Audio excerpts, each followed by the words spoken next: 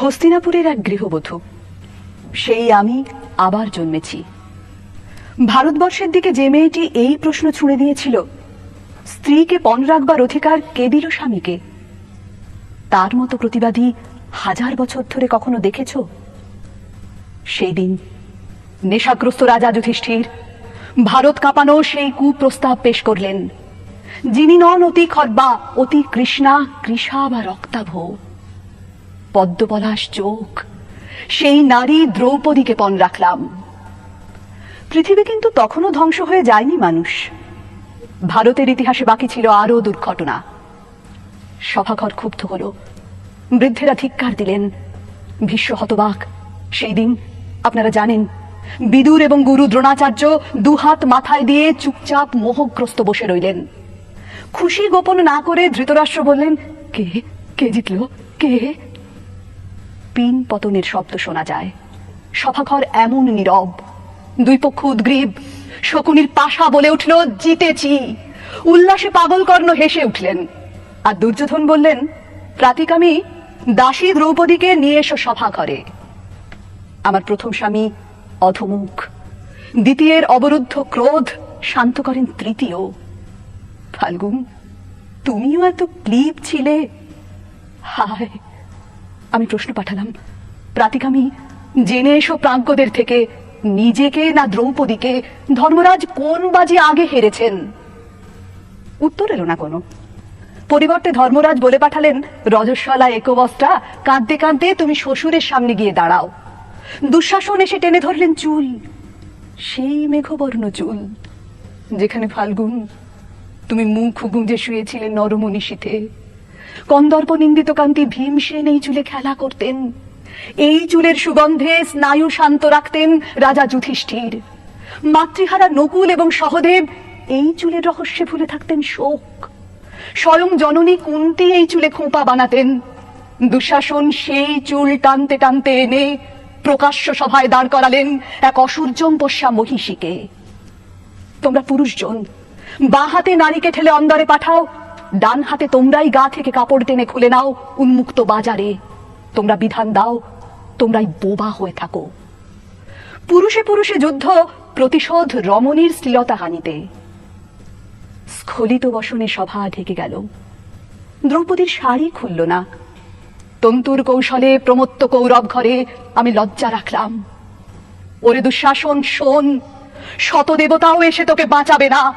মহাযুদ্ধে পাণ্ডবেরা প্রতিশোধ নেবে এই দারুণ লজ্জার। ধিক কুরুবৃদ্ধগণ, ধিক ঠুটো জগন্নাথ ভারতবাসীকে। আপনারা চুপচাপ বসে দেখলেন এই অধর্মের জয়।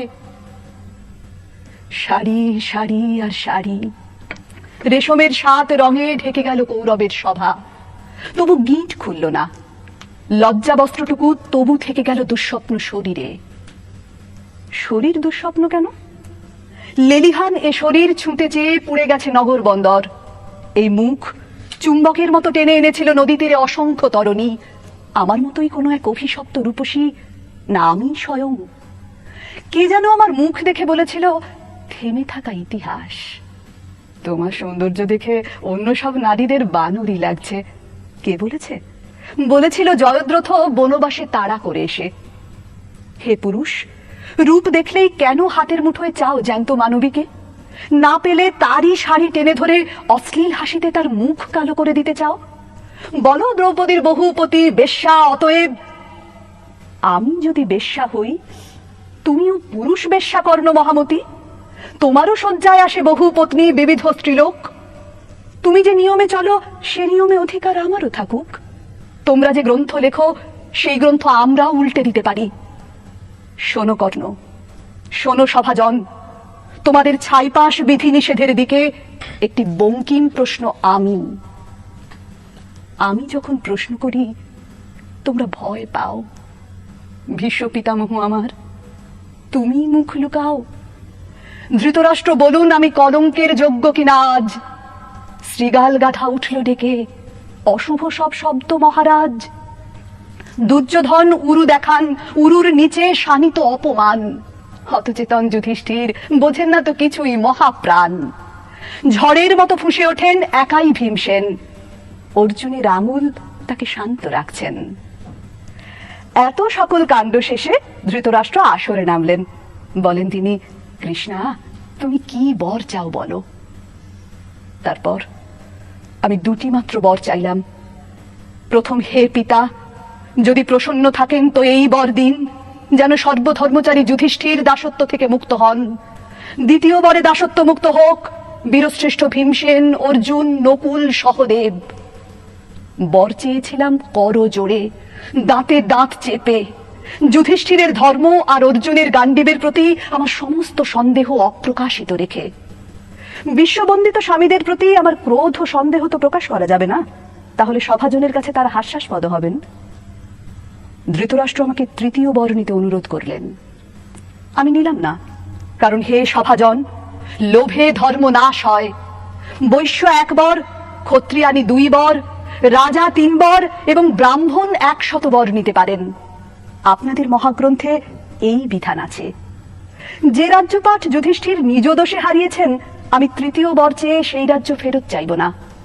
রাজ্য উদ্ধার করবেন আমার পৌরুষগর্বী স্বামীরা, কারণ আপনাদের মহাগ্রন্থে রাজত্ব বিস্তারী পৌরুষের শর্ত। আমার এই আশ্চর্য সিদ্ধান্তে সভা হতবাক হয়ে গেল। শুধু কর্ণ বললেন, দ্রৌপদী দুঃখ সাগরে ডুবে থাকা পাণ্ডবদের নৌকোর মতো পার করে দিলেন। ইতিপূর্বে আর কোনো নারী এরকম কাজ করেছেন বলে শুনিনি। আমার স্বামীরা মাথা নিচু করে বসে থাকলেন। এছাড়া আর কি বা করতে পারতাম আমি?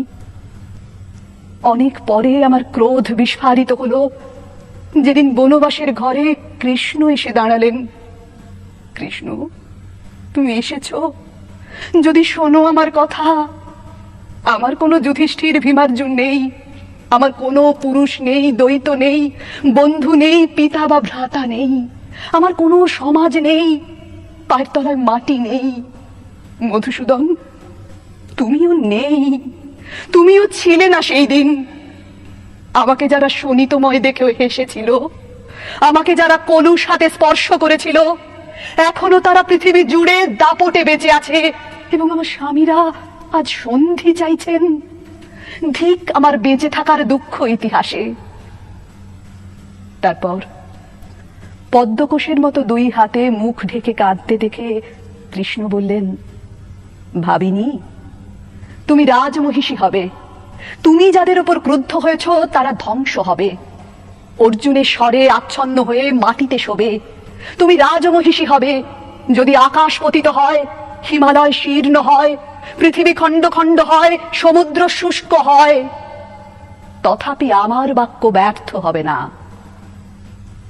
আমার অপমানের ক্ষতে সেই প্রথম মলম পড়েছিল।